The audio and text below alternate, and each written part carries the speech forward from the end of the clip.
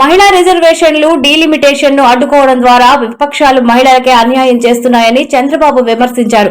Delimitation వల్ల దక్షిణాది రాష్ట్రాలకు ఎలాంటి నష్టం లేదని, సీట్లు పెరగడం వల్ల మహిళలకు 33% కేటాయించే మంచి అవకాశం లభిస్తుందని స్పష్టం చేశారు. తమిళనాడులో శాంతి భద్రతల క్షీణతను ప్రస్తావిస్తూ యువతకు మెరుగైన ఉద్యోగ అవకాశాలు రావాలంటే ఎన్డీఏ కూటమి అవసరమని పిలుపునిచ్చారు. కావేరీ నీటి వివాదానికి నదుల అనుసంధానం ఒకటే శాశ్వత పరిష్కారమని, గంగా కావేరీ అనుసంధానంతో నీటి భద్రత లభిస్తుందని తెలిపారు. మాతృభాషను గౌరవిస్తూనే ఇతర భాషలను నేర్చుకోవాలని, కేవలం రాజకీయ వ్యతిరేకతతో భాషా విభేదాలు సృష్టించడం సరికాదని హితవు పలికారు. విజయ్ ఎంట్రీపై స్పందన.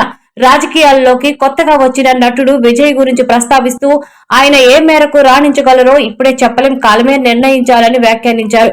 మొత్తానికి అభివృద్ధి సాధిస్తేనే సంపద సృష్టి జరుగుతుందని, సంక్షేమం సాధ్యమవుతుందని, అందుకు ఎన్డీఏ మద్దతు అవసరమని చంద్రబాబు ఉద్ఘాటించారు.